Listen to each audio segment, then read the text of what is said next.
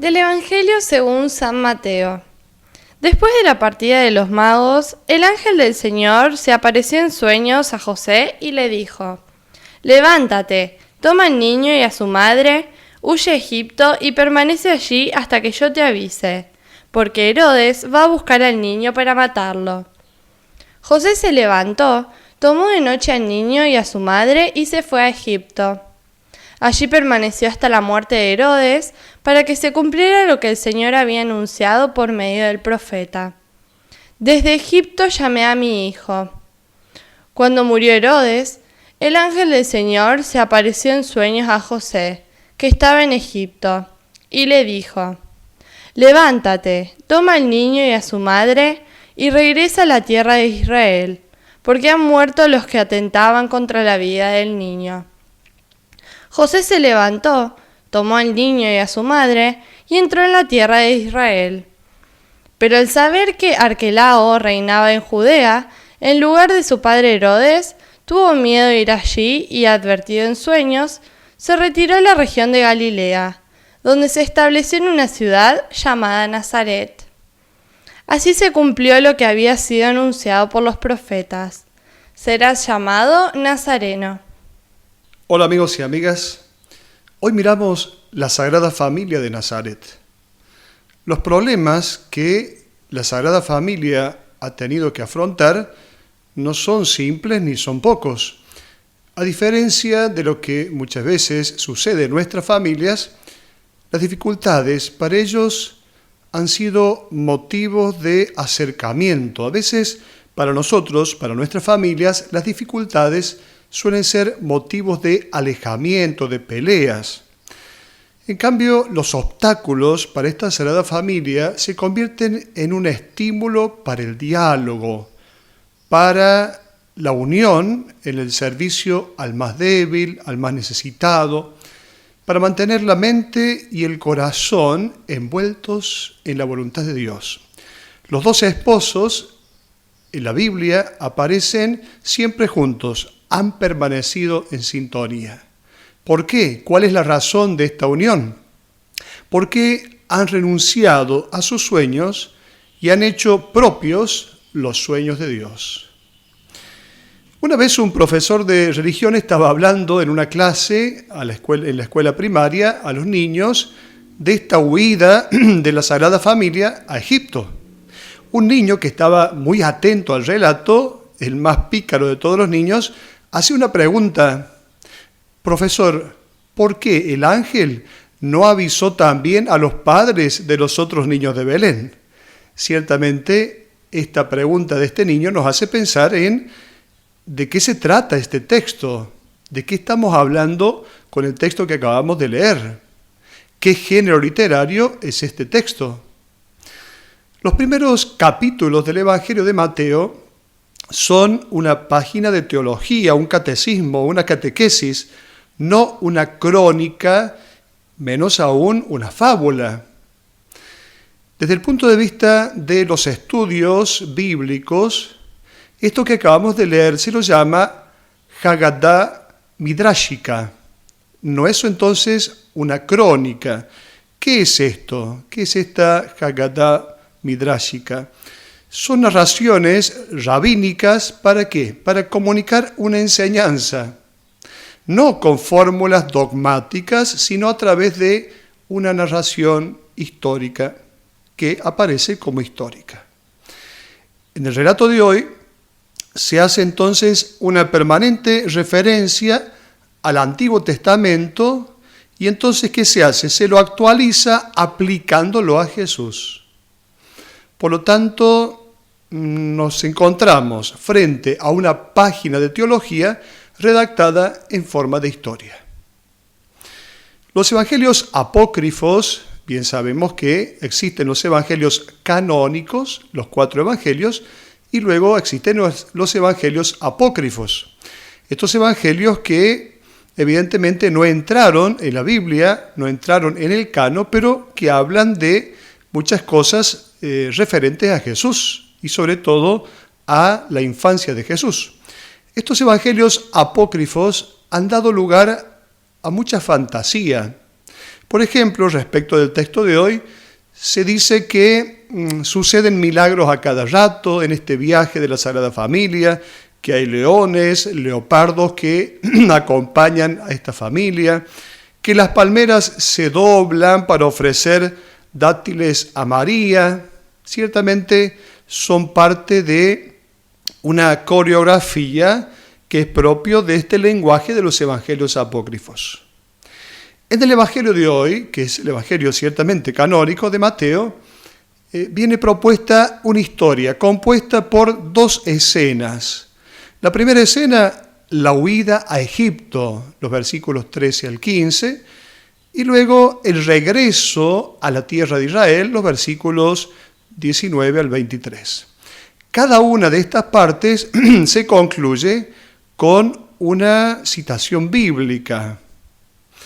La primera parte concluye con aquel texto del profeta Oseas, del capítulo 11, versículo 1, cuando Israel era niño, yo lo amé, y de Egipto llamé a mi pueblo.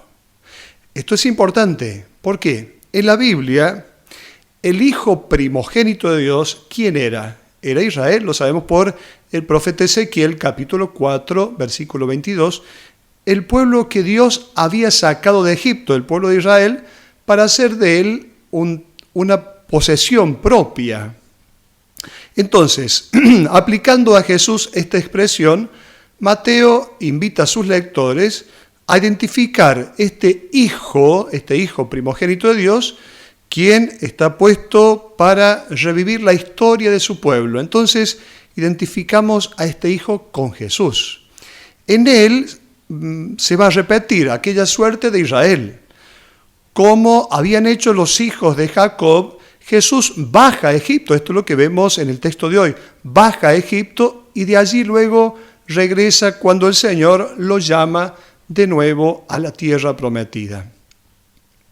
Jesús ha abrazado nuestra condición de esclavitud, ha bajado a Egipto, ha bajado a nuestra condición humana para realizar juntamente con nosotros un nuevo éxodo hacia la libertad.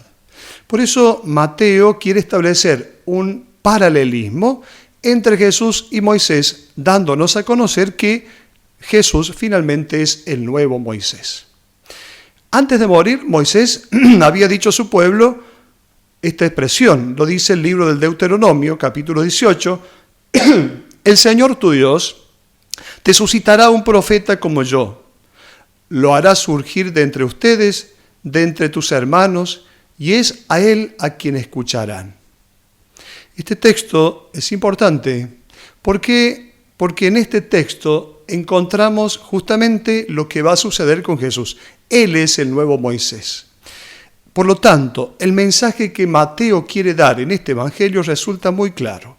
El nuevo Moisés va a comenzar un nuevo éxodo, una nueva salida, caminando a la tierra de libertad. Esta tierra de libertad que ya no es una tierra física, sino que es el reino de Dios. Vamos a algunos detalles comunes en estas dos, podríamos decir, en estos dos personajes, Jesús y Moisés. Un detalle, primer detalle. Para debilitar al pueblo de Israel, ¿qué hizo el faraón? Dio la orden de echar al río a todos los hijos de los hebreos, lo dice el libro del Éxodo. ¿Qué hizo Herodes? Hizo matar a los niños de Belén. Primer paralelismo. Segundo paralelismo, Moisés fue el único que se salvó de la masacre, también lo dice el libro del Éxodo en el capítulo 2. También Jesús va a ser el único que se salva. Tercer paralelismo, cuando muere el faraón, Dios dijo a Moisés, vuelve a Egipto, que han muerto los que intentaban matarte. Justamente estas mismas palabras son utilizadas en el texto de hoy. Moisés tomó a su mujer y a sus hijos, los tomó a ellos y se encaminó a Egipto. Son las mismas palabras que repite literalmente Mateo y que se encuentran en el evangelio que acabamos de leer. Aún después de haberse instalado en la tierra prometida, Israel no llega a ser totalmente libre. ¿Por qué? Porque la tierra prometida no era ningún lugar material, sino el reino de Dios. Y finalmente aquel que va a conducir al pueblo a la tierra prometida va a ser Jesús. Es el reino de Dios, la verdadera tierra prometida, a donde los hombres deben ser conducidos para realmente llegar a ser libres.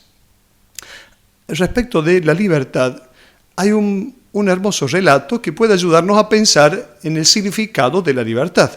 Se llama Los espejismos de la libertad. Un grupo de personas vivía en un país totalitario que no respetaba las libertades fundamentales y emigró a un país rico, democrático y liberal.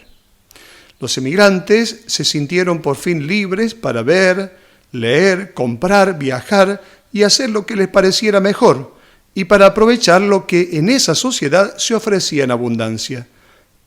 Los emigrantes se vestían a la última moda, cambiaban de automóvil cada año y de vivienda cada 3 años. Por otra mejor, seguían de cerca la publicidad para saber qué libros y revistas leer y qué espectáculos ver. Tomaban vacaciones donde podían alternar con gente interesante y famosa. Después de varios años, esos emigrantes percibieron que vivían esclavos de todas esas cosas, con un gran vacío interior, sin ningún ideal por el cual luchar, y que su vida ahora no tenía más sentido que antes. Muchas veces, en nombre de la libertad, caemos otra vez en nuevas esclavitudes. Como aquello que le pasó al pueblo de Israel, aquello que sucedió con el pueblo de Dios, el pueblo hebreo que tiene la nostalgia de las cebollas de Egipto. ¿Cuántas veces también nosotros caemos una vez más en algunas esclavitudes de las cuales nosotros pensábamos que ya estábamos liberados? Otras enseñanzas de este texto que acabamos de leer. Todas las decisiones que toma José son siempre pensando en su familia, nunca pensando en sí mismo. Es importante para los padres cristianos esta enseñanza. Todas las decisiones del padre de familia las toma pensando solo en el bien de su familia, en primer lugar en el bien de su familia, no en sus placeres personales, no dándole el gusto a sus supuestos sueños, sino en el bien de su familia. Segunda conclusión, segunda enseñanza que podamos tomar de este texto, es un texto que respira toda una serenidad, a pesar de que está relatando una situación dificultosa. ¿A qué se debe esto? A que los padres están juntos buscando responder al proyecto de Dios. Tercero, José es un padre verdadero. No tenemos que identificar la paternidad con la transmisión de la vida biológica. Padre es quien hace que su hijo llegue a ser realmente hombre. Por eso es indelegable la paternidad. Es indelegable porque se trata de la transmisión de lo humano. Padre es el que comunica realmente lo humano, que es lo que permanece en los seres humanos. Los valores en los cuales el padre cree, eso lo transmite a su hijo. Por eso de José, Jesús va a recibir esa capacidad de amar, la capacidad de olvidarse de sí mismo para pensar solo en los demás, la honestidad, la rectitud de la intención. Todo eso lo va a recibir de José. Podríamos pensar que José no ha escuchado predicar a Jesús, pero en las palabras de Jesús, en el mensaje que Él ha pronunciado, que Él nos ha dicho, el mensaje de amor, podemos leer, podemos intuir los valores que ha tomado de José. Entonces, observando la vida de José, Jesús ha incorporado esos valores que luego se convierten también en el mensaje que Él nos ha dejado. José y María fueron las personas más apropiadas de las cuales Dios Padre se ha servido. ¿Para qué? Para reflejar entre nosotros su rostro. Hasta la próxima.